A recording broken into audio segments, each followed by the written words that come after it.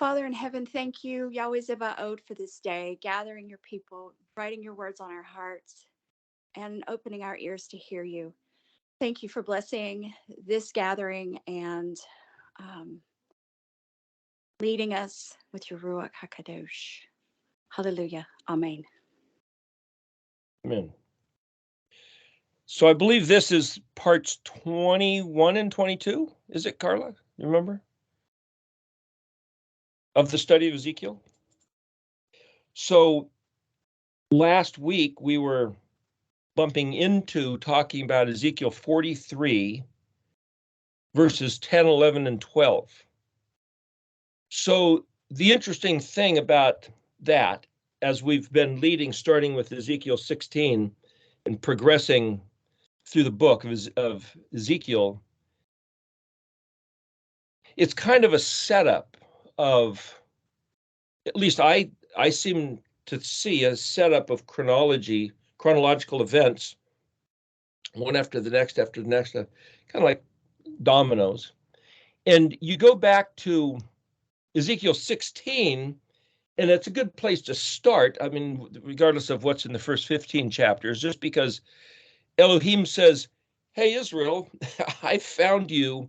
You had been birthed, but disregarded. Nobody cleaned you up. Nobody cut your umbilical cord. They just threw you out into the dumpster for the rats to eat. And I took you as my own, cleaned you up, and you became mine. Personal possession of Yahuwah. And then as you get up into chapters 30, well, especially 20, we lingered there a bit. Yahuwah says how he kept saying, a man will live by my commandments. If he does them, he will live. But you wouldn't have it. So then that famous verse 24, Ezekiel 20:24, so I scattered you across the face of the earth into the lands of the Goyim, translated Gentiles, which is the foreigners, and gave you bad laws that nobody can live by. Which was your preference? You didn't want my laws or commands, so I gave you to live under the oppression of stupid nothings. Bad laws? Yeah, just dominating, grinding, where there's no value in the commands other than be subservient and obedient to your overlords. And again, the word obedient is Hebrew. Obed, Ayin Bet Dalet, literally means to work and to worship. Well, it's not just work, it's to tan hides, which is a lot of work. It's heavy duty work. The big heavy hide skinned off, picture a buffalo or an elk or something, and you have to stretch it out, scraping it, putting on a solution made with the brain and organs of the animal, stretching it out in the sun for a long time, and it's smoking and all this other stuff. I mean, it's a lot of work. The interesting thing that my cultural experience of worship is primarily, of course, it's primarily a matter of the heart, but the expression of worship is sit in church and sing. I mean, that's the worship service, is singing. Well, that's not necessarily exclusively that, because the entire reason to go to church is an act of worship. In fact, the idea that we put on our Sunday best, fancy duds, was a matter of worship. See, any expression of the inner somehow manifest to the outer, the latent to the manifest, you could say, is worship. At least it's an attempt to worship, or what exactly is worship? What are we supposed to do? When he said, worship me or else, okay, Okay, what do you want us to do? Do you want us to grovel? I mean, the idea of worshiping an overlord.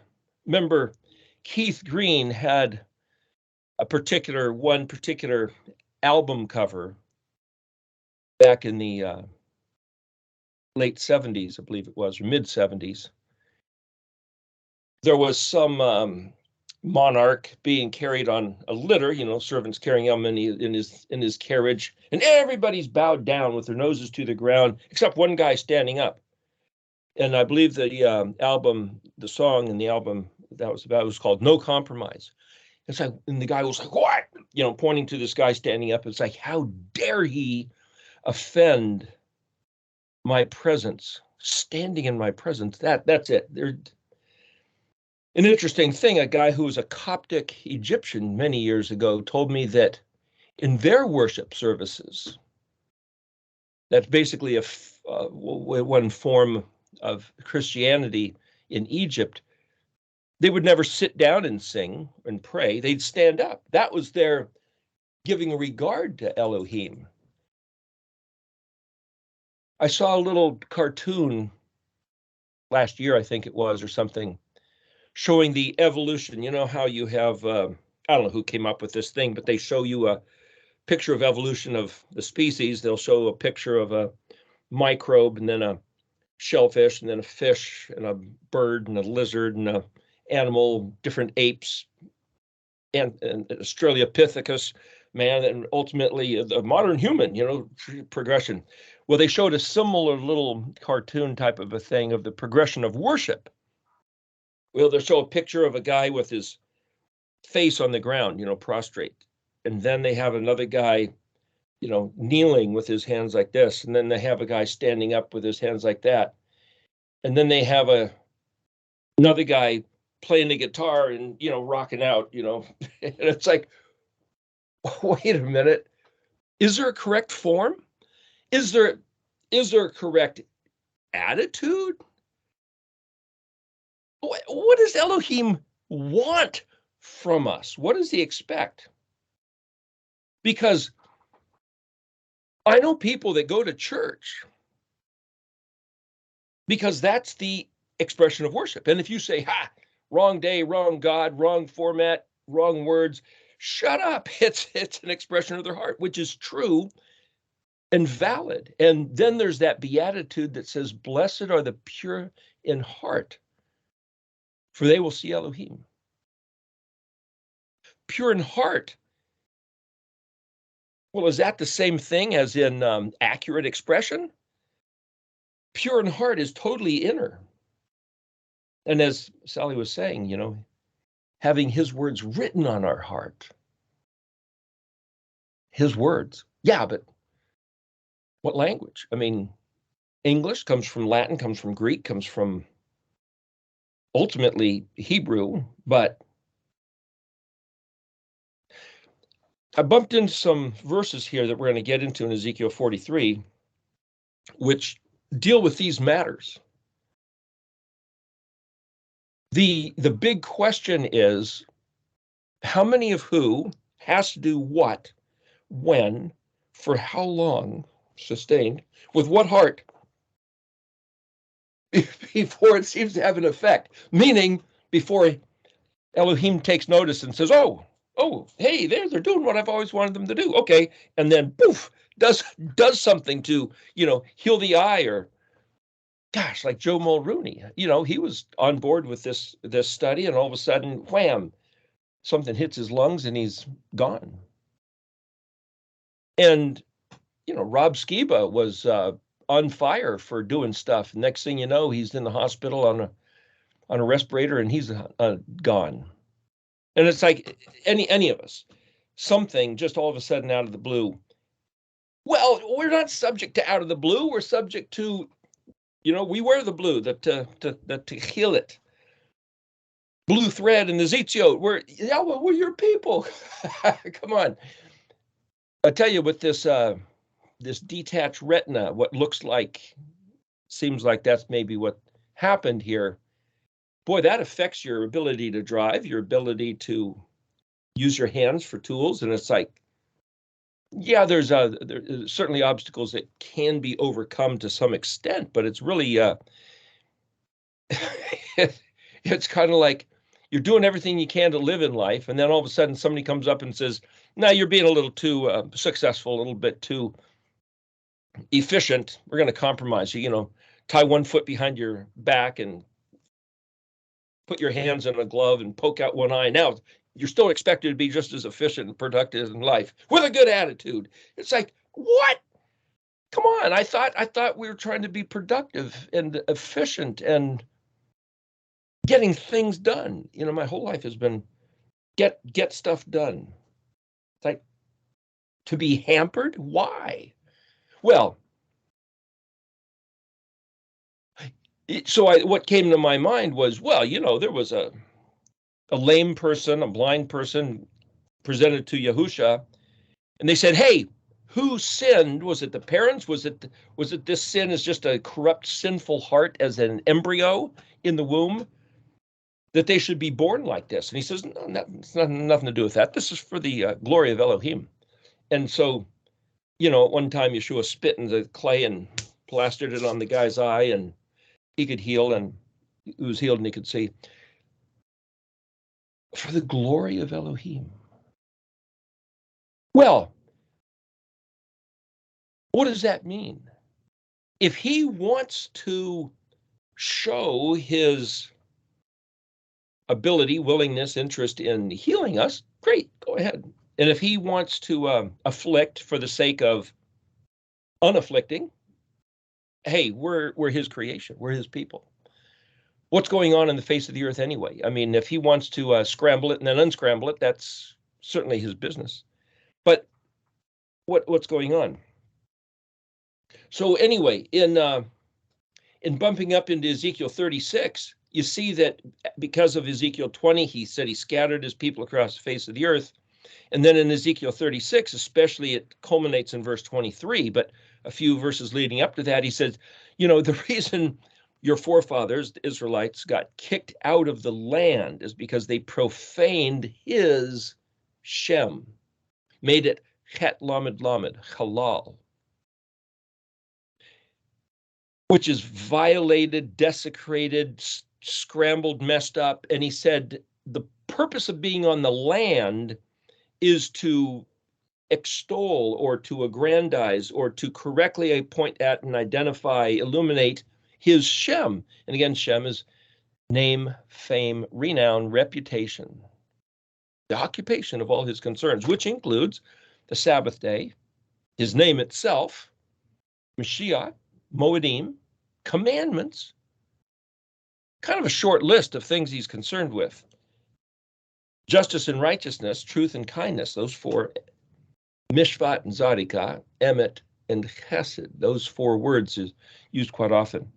Well, so he said, because his people profaned, twisted, distorted, perverted, convoluted the true reckoning of each of these matters, they couldn't stay in the land. That's not what the land is for. So he kicked him out, and he would gain reputation as the guy who would be intolerant of the distortion. Okay, so either we're going to correctly, accurately synchronize with the truth, with his way, and if we don't, we get booted out, which is to say only the truth can be in this land. And then so he said when he kicked people out, and then chapter 37, when he brings them back to the land, once people of Israel learned their lesson. So Ezekiel 36:23, when I am made kadosh in the eyes of the goyim through you, in you. So some people say, well, look, he's just going to wait, and then all of a sudden one day in his people, through his people, he's going to cause his people to be healed, recovered, restored, and then bring him back to the land. People go, oh, look what he's done. I've taken that to mean, hey, when we get it straight in our mind and start proclaiming the study, the belief, the understanding, the clear understanding of the true matters of who he is and what he's about, his name, his day, his moedim, truth, kindness, zadika, righteousness, mishpat, balance scales, that's making everything right and appropriate and accurate. Mishpat could be seen as a few different things. Again, we saw the other couple weeks ago that the word nun, shin pei tet, mishpat is mem, shin pei tet. Nun and mem are both prefixes, but shin pei tet is the word for judge. Pei tet is the word that means balanced scales, stalemate, no advantage one way or the other. So when things are rightly appropriated, rightly manifest, rightly, this appropriate balance. It's just right. So when he said he was going to bring us into the wilderness of the nations, could be read as Bemidbar ha-amim, not goyim, it's amim, ayin mem, yod mem, which is the language of the kinsmen, the 12 tribes, and divide us into tribes. But the word wilderness is the same as Bamidbar, which is place of words, language. I'll bring you to the language of the kinsfolk, amim, and separate you into tribes. So you've got this variegated different cultures, like the 12 different stones, 12 different names, 12 different tribes, but yet they're all his people. But is he going to wait for us to get on board with the right testimony? And then, now that you've decided to come back to me, having been scattered amongst the Gentiles, well, if our forefathers lost the truth, lost track of the truth while living in the land because they pulled into their mind and heart and expression of worship, they pulled in Elohim Achrim, gods of others, other gods, Elohim gods, Achar, Alef, Chet, Resh, Yod Mem is plural. Achar means other, next, strange, different, to come late, to delay, future. So Elohim, Acharim, other gods or gods of others. What is this other? Well, the worship of Jesus to come 1,000 years after Moses, and then now 2,000 years later, we have to be able to look at what we learned and say, is this an Elohim Achrim? He certainly came in the future, 1,000 years future. Was it different? Was it other? Was it anything strange that Abraham wouldn't recognize as what Yahuwah Elohim had said? El Shaddai, El Elyon. Those are the three names that Abraham would have recognized. But is, besides the name, the Shem, the requirement of acknowledgement, of obedience to, would the doctrines of Jesus Christ as we have got them today, 2023, would they be recognized as the same thing expected of a human being by Abraham, Isaac, or Jacob, or by Moshe, or by David, or Daniel, or any of the Isaiah or Jeremiah or Ezekiel, any of the big shot that we have the record of their mind written on paper, anything they were told to write down, does the regard of Jesus Christ that we have today, does that regard match, fit, synchronize? Is it echad with what they had? And if it's not, then it's an Elohim Achrim. And the first of the 10 commandments, which apparently only the Jews have this as a regard to the first commandment, it says, Anochi Yahweh Elheka, I am Yahweh your Elohim. I'm the guy that just took you out of Egypt, out of the house of bondage and slavery. And then it says, Lo Yeyi, Lamed Aleph, lo, which means the negative, do not, Yod Hey, Yod Hey. Yod, Hey, Yod, Hey, Yod, Hey. Well, anything with yods and heys and vavs means to exist. So the yod prefix means he will. He who. Well, see, yod prefix is like third person pushing into the future, but in this case, it's don't. Somebody's hand, it's translated don't allow to exist or cause to exist. Laka, lamed kaf, for yourself. So lamed kaf can mean go, get out, to you. This is what is given to you. It can mean possessed by you, or that you did it by yourself, for yourself. It's all just lamed kaf. Those are all the different ways that that word is translated in various places. So lo yiyi lecha Elohim achrim, ayin lamed hyphen with pei nun yod, al panei. Well, ayin lamed is a yoke. It's generally translated as on or above or with. But here it was yoked with, then panei, pei nun yod is face or presence or countenance. So we could say, don't let there be or cause to be, or don't tolerate an Elohim Achrim in connection to my face. Well, Elohim has no face.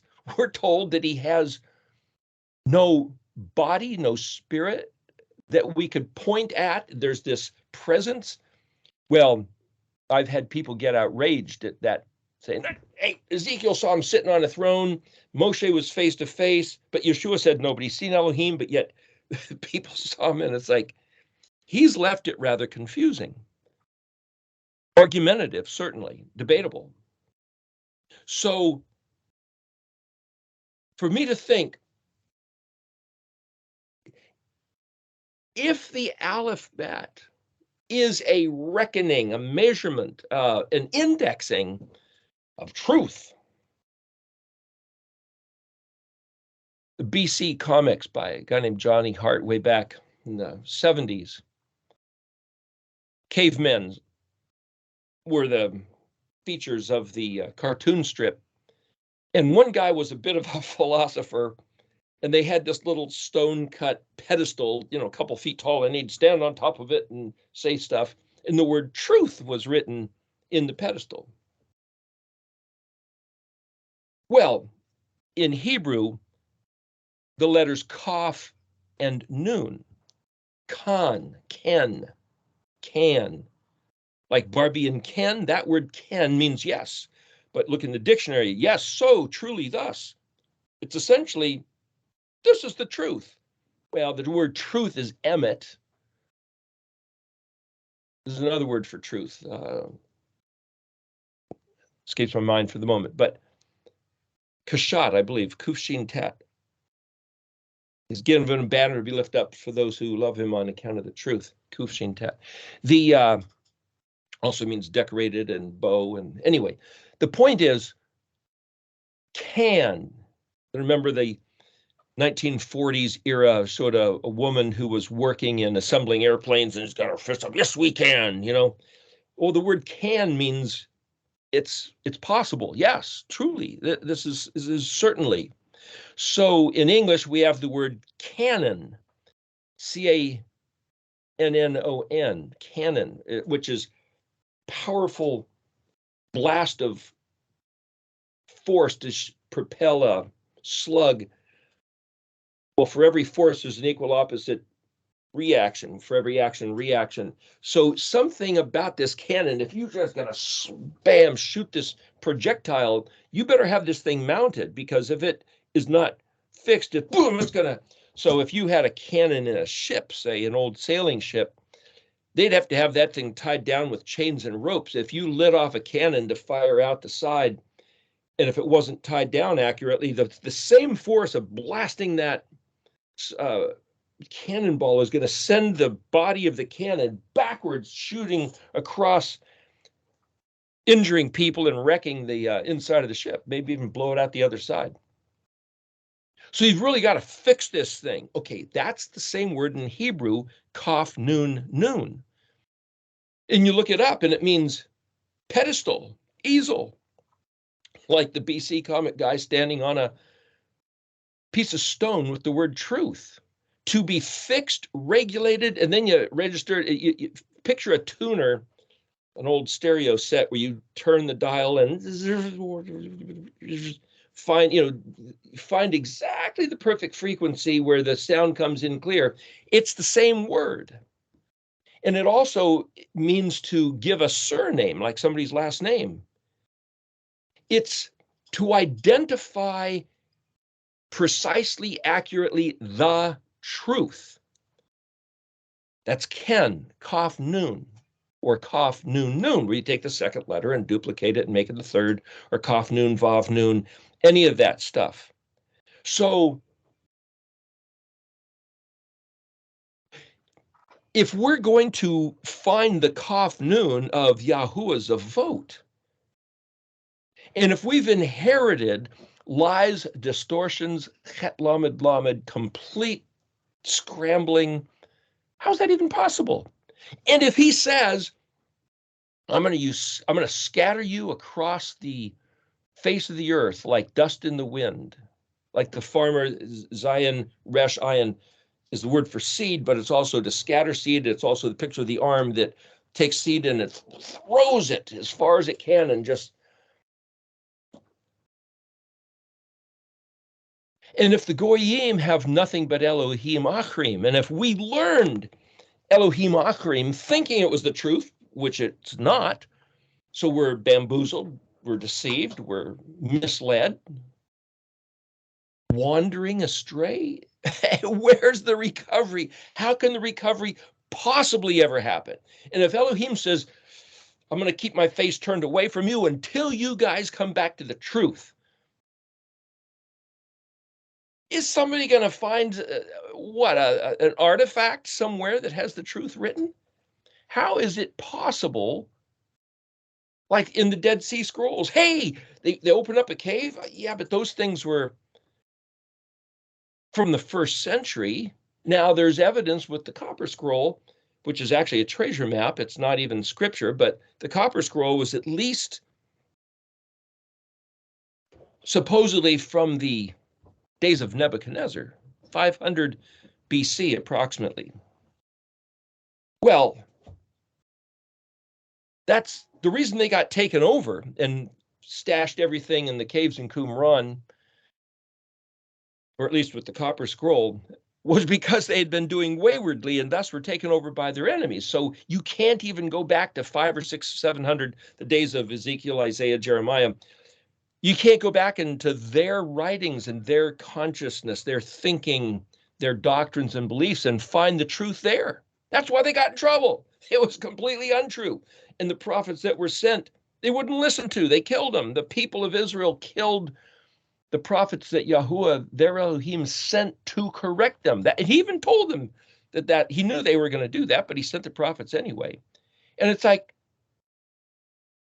well, then where are we going to look? We can't look to the culture we were raised in. We can't look to historical religious practices. We can't look to the neighbors. He said the thing that caused the problem initially was that Solomon brought in women from different cultures, political treaties or whatever, whether it was amorous or political, it was, then he allowed and facilitated the temples of worship, the cultural referencing of Elohim Achrim.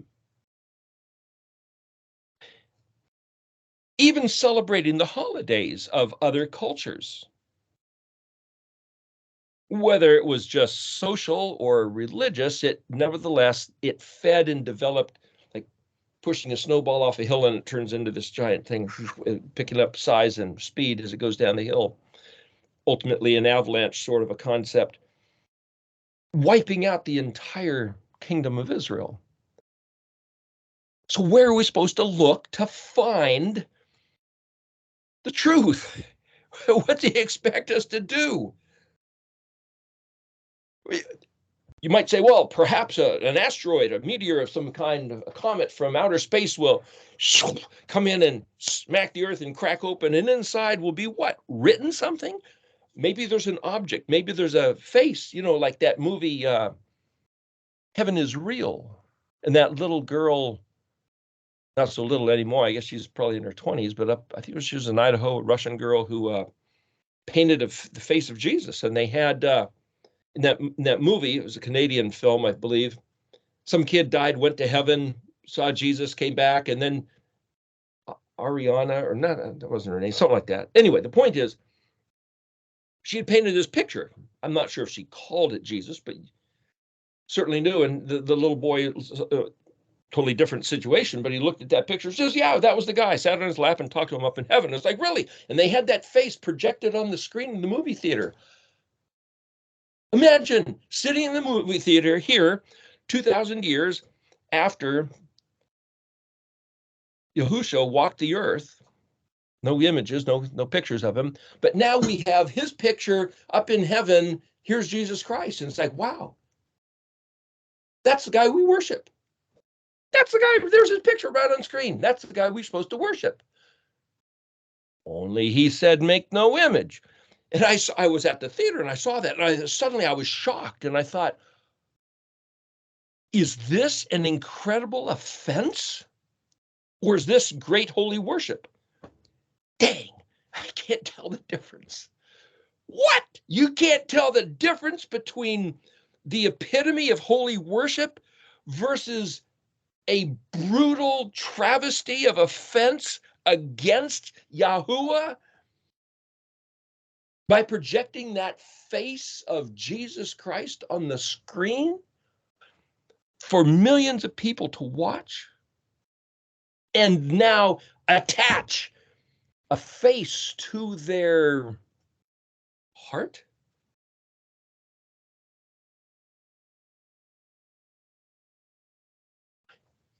So the face was given, and the talent was given to this one little girl to paint, because she was quite young when she painted it.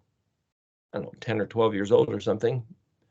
Excellent job as an artist. But then this little boy who was, I think, like 4 or 5 years old, validated that, yeah, that's the guy I saw in heaven.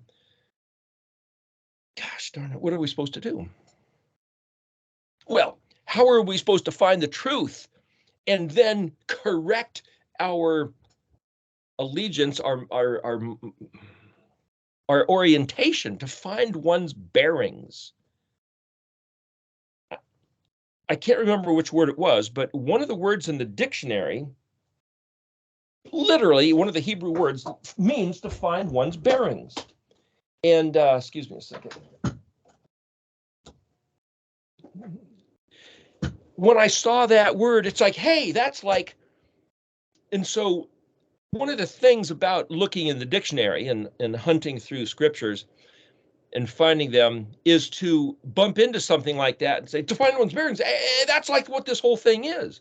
And so how do you find one's bearings? Did he give us something? And I've asked people, hey, did the true God, did the creator of the universe provide something, some mechanism, some device, some index of registration, like a tape measure? How big is it? According to what standard? Is it level? There's a little bubble in a vial. Tip it this way, or a plumb line. Here's true verticality, unless the wind is blowing. I mean, how? Given certain ways the universe is built, did the Almighty Creator of heaven and the earth provide Adam, mankind, with a mechanism of calibration, of comparison, by which to determine the truth, which is not just whimsical doctrine, but truth, kaf noon? And I heard one person say, no, there is no truth. Is that true? I heard another person say, truth is whatever you want it to be. Imagine living your life thinking truth is whatever you imagine it, whatever you want it to be. You can change your mind. Your truth is different than their truth. And it's like, really, is that true? There is no truth. It's whatever you want it to be. What is truth? And then another person had said, yes, our faith. You can believe in anything. You can believe in anything you want. It doesn't make it true. It's true for me if I believe it. It's like, but is it true? So there's this subjective truth and there's objective truth. Objective truth is what it really is, regardless. There's a personal subjective, which is whatever you experience or whatever you want, what's in your own world. There's a collective subjective, which is to say truth is the sum total of all the different individual subjective people. Pool them all together, and the overwhelming overall, that's the truth. And it's like, that's all objective truth has nothing to do with that, is what it really is. And so if there is a creator, whatever he made, now if he made it be, if the creator made it be that you can believe a certain truth for yourself and somehow manifest it, well, there's a degree of truth to that, but the truth is that that's what he made for you to. So you have this placebo effect. I once heard that some scientist was doing a study and it asked a whole bunch of different doctors, hey, just tell us the truth. When you write a prescription giving a certain drug, a certain pharmaceutical medication to your patients, what percentage of those things are actually placebos, which is to say, have zero effect other than what the expectation is? And the number came back 80%. So you can imagine, if that's true, medicine is a big industry. Billions and billions of dollars are spent every year. But if 80% of them are fake, what? And it's only based on the expectation of the individual, the patient. Gosh, if we knew that 80% of what we experience is because we have projected that expectation, well, then forget doctors and lawyers and engineers. Let's just get some good expectation and we'll be raring to go. Is that the truth? Is that the way it really works? Maybe. But if we're sitting here saying, where is the truth, or where is there a reckoning, a way to regard, orient ourselves to Noon truth? So, and if we read in Ezekiel 37 that he says, take the stick, the ayin zadi of, right, for Yehuda and his comrades, and the other one for Ephraim and his companions, and hold it both in your hand. And what's the ayin zadi? Well, that's the Nun ayin vav zadi, is inherent, means inherent. So you could say it's also responsibility, obligation, privilege, duty. Well, that's like the inherent duty of Israel is to regard the Torah, to regard Yahweh, his Sabbath day, the Moedim. That's the inherent responsibility of Israel. You alone, Israel, have I known. You alone have I made myself, revealed myself to, made this covenant promise to. You alone, Israel. So the inherent regard that Yehuda and his comrades, Ephraim and his companions, both together, achad in one hand, has got to be the regard of the Torah. That's Ezekiel 37. And then when they do that, and he brings them back to the land, boom, then Ezekiel 38, that war happens. Well, we're not back in the land, so I don't see any conflict in the Middle East right now as being the setup for Ezekiel 38. But then you get into 39, 40, and he starts talking about this temple. And I know people are talking about the third temple, and is it supposed to look like Ezekiel's temple? Well, what's Ezekiel's temple all about? Brings us to Ezekiel 43:10. Ve'atah ben Adam, Hagad et bet Israel, et habet va'i kalamo ma aonot iham ve'madad et takan it. There's that word, kaf noon. Last word, verse 10. We started to talk about this a little bit last week. Let me go through this real quick here. You, Ben Adam, son of man. Whoa, wait a minute. Ben Adam, the word Ben, bet noon, is a derivative. It's the root, but it's the derivative of bet noon hey, which means to build or construct, like the construction trades. Adam, Alef being a prefix, I am, I will. Dalet mem is the word for blood. It's also the word for likeness, similarity, and it's the word for silent. So you could say Ben Adam, son of man, but it's also build similarly. Built like me, built is my similarity. So you could say, but it's also understanding, or understand the construction of what it means to be like me. That's, I mean, not that the word Ben Adam means that, but I can certainly say Elohim apparently built, created, designed Adam to be like him, similar to Elohim. It's like Elohim, as our father, wanted a son who would be like him, an extension of himself, an expression of himself, who would understand him and be ready to go and be and do things just like him. So for Yeshua to say, I only do the things I see my father doing, I only say the things I hear him saying, he wants that of Israel. Wants that of humanity, but essentially, especially of Israel. Then this word Hagad, like there's the thing they do at Pesach, there's the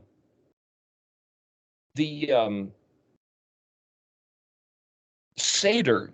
Seder, Samech Dalet Resh, has to do with an organized procedure, this, then this, then this. But Haggadah literally means to tell the story, the narrative, like a myth or a legend, a saga.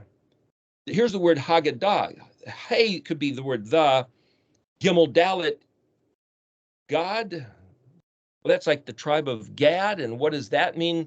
I'm just saying the way to look at these words, as we discussed before, is you can look at the word as in the dictionary. Hagad literally is a word. The letter hey doesn't mean the. Or we could break it down, look at the prefixes and the suffixes. So here, something about the story narrative, the house of Israel, but the word house, bet yod tav, bet, also means to be taught, trained, and domesticated. The word Alef also means taught, trained, and domesticated, besides the word Alef meaning ox or strong and powerful and one or 1,000. One is strong as 1,000. You could look at it that way, but it means to be taught, trained, and domesticated of the house. Well, quite often the word bet will be translated here, house of Israel, but like the house, the palace, the temple, the institution. Bet has been translated in scripture as all those different things. The word Israel, Yashar El, Yod Shin Resh, like Aleph Shin Resh, means authentic, straight, right. Resh Aleph or Resh Aleph Hey is to put on exhibition. Yod Shin is like YS or in English IS. Well, that's what is. And so even though to exist is the words that have yods, hays, and vavs, Yod Shin literally is translated as is, which is the thing that is. This is the real, so you could say the real, authentic, straight, right exhibition of Aleph Lamed, of Elohim. So I could read it just in the word spelled Yod Shin Resh Aleph Lamed. Israel is saying, well, Israel is the people, the house, the family, the nation, whose job is to accurately point at Elohim, but not just Elohim, like there's his face on the movie screen, but there's the true Shem, his name, fame, renown, reputation, that he has no face, and you better not make a face. Lo yiyi lecha Elohim achrim al panei, yoke to my face, in reference to my face, as if it was my face, he who has no face. So the big problem I bumped into when I started looking at Hebrew in that verse was Yahusha never said, worship me, I'm your God. Here I am in your presence, bow down, stand up and hold your hand. No, he said, worship my Father in heaven. My Father and your Father, my Elohim and your Elohim. So certainly I believe he came from heaven to point us back to the truth, but is it right that we worship him with our eyeballs on that man's face? Or our eyeballs toward the non-faced Yahuwah Zavot, Elohim of Israel, El Shaddai, El Elyon? That's a dilemma. And I'm subject to humanity. Oh, what do I do? I don't know. We're trying to look at what are we supposed to be doing. Then it says, Aleph Tav Ha Bet. Hey Bet Yod Tav. It's like the house of Israel, the house Yod Kaf Lamed Mem Vav. Well, Yod Kaf Lamed, that's the three letters in alphabetic order, and it's translated, he will have the power and capacity to succeed, contain it all. Kaf Lamed is the word for all, Yod the prefix, it means he will, so he will all. So what's added to the definition of the word spelled Yod Kaf Lamed is he will all, he will have the power and capacity to prevail, conquering it all, containing it all. But Kaf Lamed Mem, the other three letters in alphabetic order sequence, is where we get the word calm. Everything stops, or calamity, where everything goes to ruin. And it literally means to be ashamed, suffer reproach, and failure. It's interesting that those are the 4 letters that would be the center of the alphabet. If you were to look at the menorah, 7 branches, and look at the cups, 3 cups on each branch and 4 cups in the middle, if I were to assign Aleph Bet Gimel, this is the 1 branch, Dalet He Vav, okay, Zion Het Tet, okay, now the 4 in the middle would be Yod Kaf Lamed Mem. Hey, those are the same 4 letters. But does it mean, is Yod a prefix, he will have power and capacity to prevail and succeed, or does it mean he will Kaf Lamed Mem, which is fail? And why does it end with mem? So I looked at mem as the suffix meaning to them, of belonging to them, lamed mem. And it's like, well, that's the human condition. There's something about us. Thanks a lot, Adam and Hua, bringing failure and death. But he came down to the place of failure and death, successfully recovering, restoring, bringing new life out of that death. So I read that in Yod Kaf Lamed Mem. And then the next word is mem, ayin vav nun, vav tav, yod hey mem. Start from the left side, the end of the word, and read it. So hey mem is the word for there, T-H-E-I-R. Tav yod means I have. Nun vav is us, but ayin vav nun is the word for iniquity, perverted, distorted, ruin, sin, convulsion, apostasy. Mem ayin vav nun, mem being the prefix means the place of, it means dwelling or habitation. So I could look at that word and said, listen, we were born and raised in the midst of complete convulsion. We don't know the truth. We wouldn't recognize the truth if it came up and sat right in front of us. We don't recognize it. It's foreign. We have no means. We have no one to point to the truth. We have no bearing of the truth. It's not even our fault. But then the next word, vav, mem dalet, dalet, vav, mem dalet, dalet. Well, what's mem dalet? Remember, you take the second letter and duplicate it, make it the third. It's where you get the word calculate, measure, meter, index, stretch out or extend. Page 318 in the Red Dictionary, mem dalet hey means attribute, nature, character, rule, or principle. Of what? Look at nature? Or look at the nature of something. Mem dalet dalet, measure. It's where, in English, something is tailor-made. If something's tailor-made, you look at a person that you're fitting some clothes to, a garment, make the sleeve just long enough, the length, the distance around the big neck or thin, you fit it to what it fit, what to what. That's mem dalet dalet. Now you got to know, see, that's what the word means, but what's it in reference to? You got to know what's it in reference to. And if something's been perverted, distorted, ruined with apostasy, what is apostasy? Shin tet tet. Well, that's the word for shin tet nun, is where you get the word like something satanic, twisted, distorted.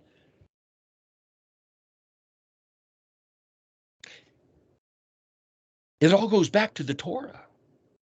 Apostasy and distortion and perversion, because this is a matter of truth or not, we're told in numerous places, righteousness is doing the Torah, just like Yahweh said. And if you're not doing the Torah, if you disturb or distort or disrupt or convolute or change or go somewhere else, that's sin, that's apostasy, that's a perversion. And so the only way to recalculate the correct fit of the Torah, we got to listen to his words and go back and look at what he said in his language, because everything else is a degree of distortion. Like that tuner, going back with, zero in to just the right frequency on the bandwidth, the radio frequency. And then the last word, Alef Tav, hyphenated with Tav, Kaf Nun, Yod Tav. We had mentioned this word last week. Tav, Kaf Nun means weigh, examine, estimate, assess. Like a program, go into a theater, and this is what's going to happen. These are the different scenes, storyboard, arrangement, quality, proportion, character, disposition, design, planning. measurement, fixed amount, contents. And Kaf Nun, yes, truly thus. If anybody else can figure out what this is talking about, have at it. There's no explanation of what it is. They live in a place of iniquity, distortion, such convolution through generations, going back to Yahweh said, I gave you the truth, his Torah. You guys polluted it, blended it, lost it, gone. You can't even find a trace of it, scattered amongst the Gentiles, inheriting laws, commands, cultural festivities, expressions, beliefs, understandings. But until you calculate the truth, measure the contents as a fixed amount of what was it was supposed to be, standing on this pedestal, this is the truth, like the man standing on top of the stone, pillar. The only thing I can imagine this is about is the meaning of the alphabet letters. Because every letter is the contents of his Bamidbar, his language. Every letter means something in chronological order, by the name of the letter, by the orthography of the letter, by the fit, by the Mishkan pattern, and then for Yahusha himself to say, I got to do this. Oh, come on, isn't there some other way? No, you got to do this. When he was praying in the Garden of Gethsemane, gosh, is there some other way? Nevertheless, my will, not my will, but yours. I'll go ahead and get crucified. And gosh, are you sure there's no other way? Why? Because he had to fulfill every one of these meanings of the letters in sequence order, including the death, to be in the grave with the round rock rolled in front for 3 days and 3 nights, and then resurrect, and then it all had to go. He had to fit that program. The program, storyboard, is the 22 letters of the Hebrew alphabet, which can be calculated, measured, indexed. That whole thing with the chart, with the vertical stripes, that's what that is. This whole study, that's what this is. Design, plan, the arrangement. Then verse 11, Ve'am nakal nemo, makal asher asho. It's translated, and if. That word Alef Mem means if. Kaf Yod can also mean if. But if Nun Kaf Lamed, Nun Kaf Lamed Mem Vav. Well, Kaf Lamed Mem, see, we talked about that as being ashamed, reproached, and failure. And if you put the Nun, you could say, well, if they acknowledge their failure, if they will acknowledge that we're wrong. Well, one way to look at this is Nun Kaf Lamed, how would you pronounce that? NKL, knuckle. Now, I remember being, as a kid, you hear, you knucklehead. What's a knuckle? Well, it's a big lump. It's like, do you know how to use your brain or not? You knucklehead, don't be doing something stupid. Well, so this is, if they will acknowledge the stupidity, knuckleheadedness, Makal of all, Asher, that, Ayin Shin Vav, they'd have been doing, whether it's by their own will or by inherited culture, whatever, Zadi Vav Resh Tav. Then in the next word is Habet. And then the next word is Vav Tav Kaf Vav Nun Tav Vav. Well, that's the same word Takon, again, as weigh, examine, measure. But what's this word Zadi Vav Resh Tav? Zadi Vav Resh means form, face, pattern, type. Hey, now we got a picture. Fashion, shape, picture, countenance, expression. Was it the face of Jesus on a movie screen? Look at 2 eyes, a nose, mouth, a certain hairstyle. Boy, in the olden days, he had Caesar Borgia had long hair. 5 minutes on this. Caesar Borgia had long hair. Oh, this guy's got short hair. I don't know my God anymore. What's Zadi Vav Resh Tav? Form, picture, image, face. But see the word Habet, Hey Bet Yod Tav. Hey bet yod is the word that means nonsense and exaggeration. Ha! So we talk about this stuff and somebody's going to think you guys are full of nonsense and exaggeration. You're just making stuff up. Really?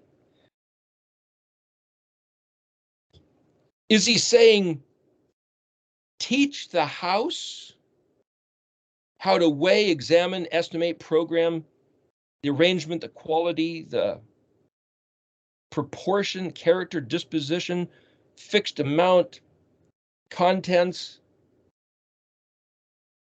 And then it goes on to say, Vav Mem Vav Zadi Aleph Yod Vav. Well, Zadi Aleph, Mem Vav Zadi Aleph. Well, that's to export it, to blow out. Well, the Mem, the place of the, well, that's translated the exits. So tell them, see here they translate the Habet as the temple. So, and then the word takon is that, that's solid truth, the true temple. Okay, so now this is translated that if they are ashamed of all the stupid things that they've done, now show them the form, teach the house the form of the temple, its exits and its entrances, and all the tort, tav vav resh, tav vav. Vav is the suffix meaning its or his, referring to the what? The Torah. Well, see the Torah in plural. If Torah is teaching, teachings would be tav vav resh tav. It's normally you'd think it should be vav tav, but just so you know, if you ever see the word tav vav resh tav, it's tort. Like in English is tort law, but this is the legal teachings. And then hey vav dalet ayin is knowledge, so it's hoda, make known, announce or communicate. Aleph vav tav mem, them, veit katub, write. We're going to take a break here in just a moment. Let me just finish this sentence. La anini ham, that would be in the eyes of the understanding. Veshamar, keep guard, watch. Aleph tav, all the zadi vav resh tav vav. There's that word again, zadi vav resh. Form, face, pattern, type, fashion, shape, picture. Ve'et kol chok tio. Well, that's and every command of law. Ve'asho otam, and do, perform them. Aleph vav tav mem is translated them, but Aleph vav tav literally is the word that means oath, pronounced oat or oath. It also is a sign and a symbol, a signal. It's a letter of the alphabet. It's a symbol that represents, like sign your name. You're symbolically representing that you are in agreement with this contract. That's an Aleph Vav Tav. But here's just simply translated them. Okay, we're going to go ahead and take a break, and then I'll pick up that. That was verse 11 of Ezekiel 43.